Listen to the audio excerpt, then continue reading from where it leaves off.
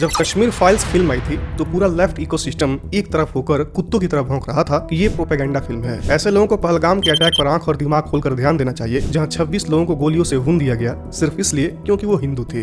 Targeted killing थी। Tourist को बाकायदा उनका मजहब पूछकर उनको निशाना बनाया गया है। आतंकवादियों ने बहुत बड़ा आतंकी हमला अंजाम दिया है।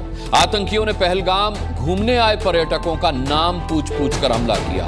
क्या बोलते भेलपुरी खाने से मेरा पति साइड में था, एक इंसान है उसने उसको गोली मार दी। यहाँ पे उसने बोला कि शायद मुस्लिम नहीं है, उसने उसको गोली मार दी। अब आतंकियों की बची खुची जमीन को भी मिट्टी में मिलाने का समय आ गया है। उनके पैंट को उतारा गया, आइडेंटिटी चेक की गई और फिर गोली मारा गया। Islamic terrorists checked the ID cards of tourists.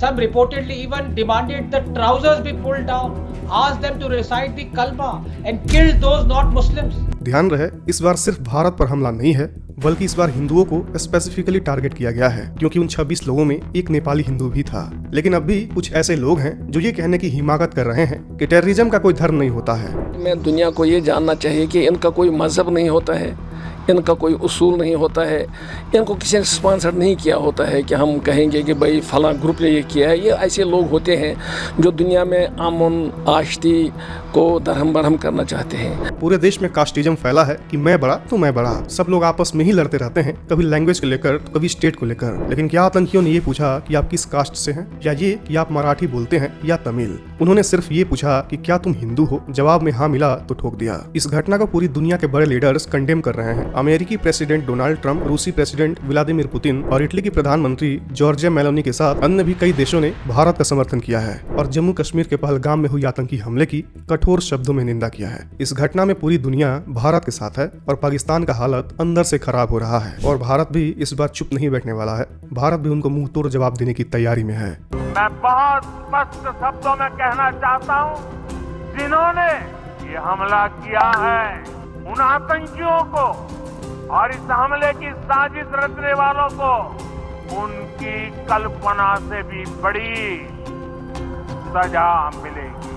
हर आतंकवादी घटना का मुंह तोड़ जवाब भारत पाकिस्तान को इन कुछ सालों में लगातार देता भी रहा है। साल 2016 में उरी सर्जिकल स्ट्राइक किया गया था और ये सेना के बेस पर हमले के 11 दिन बाद ही कर दिया गया था, जिसमें भारतीय स्पेशल फोर्सेज ने LOC पार करके पाकिस्तान के कब्जे वाला कश्मीर में कई आतंकी ठिकानों को तबाह कर दिया था और आतंकवादियों को भी ठिकाने पर लगाया था। बालाकोट एयर स्ट्राइक वाला अटैक भी याद ही होगा आपको। पुलवामा में 40 CRPF जवानों के शहादत के बाद भारत ने पाकिस्तान के खैबर पख्तूनवा इलाके में जैश-ए-मोहम्मद के ट्रेनिंग सेंटर पर एयर स्ट्राइक की थी। लेकिन इस बार भारत किसी और बड़े तैयारी में है। इंडियन आर्मी को जो करना है वो अपने तरीके से तो करेगी ही, लेकिन इस बार इंडियन गवर्नमेंट ने भी कुछ बड़े कदम उठाए हैं। सबसे पहले इंडस वाटर ट्रीटी को रोक दिया गया है। इंडस वाटर ट्रीटी एग्रीमेंट साल 1960 में साइन हुआ था, जिसमें ये डिसाइड किया गया था कि दोनों देश नदी के पानी को आपस में बांटेंगे। लेकिन भारत ने अब ये कह दिया है कि जब तक पाकिस्तान टेररिज्म का सपोर्ट बंद नहीं करता, हम ये ट्रीटी होल्ड पर रखते हैं। दूसरा स्टेप ये लिया गया है कि अटारी वाघा बॉर्डर को बंद कर दिया गया है। ये वही बॉर्डर है जहां रोज शाम में परेड होती है। अब इस रूट से कोई भी इंसान या कोई भी सामान क्रॉस नहीं कर सकता।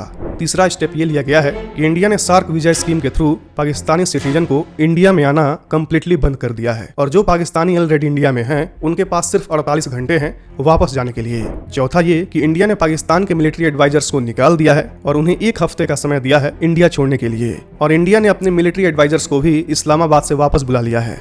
इसके साथ ही अपने एम्बेसीज के स्टाफ को भी कम किया जा रहा है। ये सब स्टेप्स एक हाई लेवल मीटिंग के बाद आए जो 23 अप्रैल को PM नरेंद्र मोदी लीड कर रहे थे। ये स्टेप्स बता रहे हैं कि इंडिया इस बार बिल्कुल भी सॉफ्ट नहीं रहना चाहता है। इसके अलावे प्रधानमंत्री 24 अप्रैल यानी आज बिहार में गए थे और उन्होंने आतंकवादियों को एक तरह से धमकी दी है। आप भी सुनिए। साथियों, 22 अप्रैल को जम्मू कश्मीर के पहलगाम में आतंकियों ने मासूम देशवासियों को जिस बेरहमी से मारा है, उससे पूरा देश व्यथित है। मैं बहुत स्पष्ट शब्दों में कहना चाहता हूं, जिन्होंने ये हमला किया है उन आतंकियों को और इस हमले की साजिश रचने वालों को उनकी कल्पना से भी बड़ी सजा मिलेगी। सजा मिलकर के रहेगी। अब आतंकियों की बची खुची जमीन को भी मिट्टी में मिलाने का समय आ गया है। टुडे